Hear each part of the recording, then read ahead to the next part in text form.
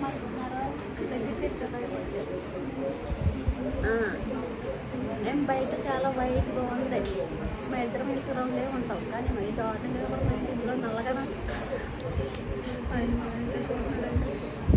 చాలా మంది వైట్గా ఉంది. మా మాట వినపడుతుందా? గట్టిగా మాట్లాడలేదు. మాసం విడిపోతున్నారంటండి. మరేమో ఎదురుకున్న అబ్బాయి చాలా తెల్లగా ఉన్నాడు, కానీ ఇప్పుడు కూడా తెల్లగా ఉంది. మా ఇద్దరమే కాయలేము సామాన్ సాయ అంతే, కానీ చాలా అందంగా ఉంది. బయట తెలుసా, ఆయన చూసి వెళ్ళిపోయాడు. మనిషిని కోరుకు మనుషుల్ని ఇద్దరు చూసాను ఇవాళ. అవును, ఎక్కడ చూసినా ఉన్నారు కదా. మాట్లాడే వాళ్ళు ఎవరు లేరు. నేను ఉన్నానుగా. ఇది ఈవిడిని మా చెల్లి దగ్గర ఉన్నాయి. మీరు ముగ్గురు సిస్టర్స్ అని అడుగుతున్నారు మమ్మల్ని. అడుగుతున్నారు. గిరిజాలు చుట్టుంది కదా మా ముగ్గురికి. చూడండి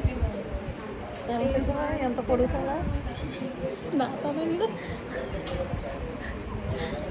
రాత్రి రాత్రి పెరిగిపోయిందలా జుట్టు అంత బాగా పెట్టించుకున్నాం తెలుసా. జుట్టు చాలా బాగుంటున్నాం.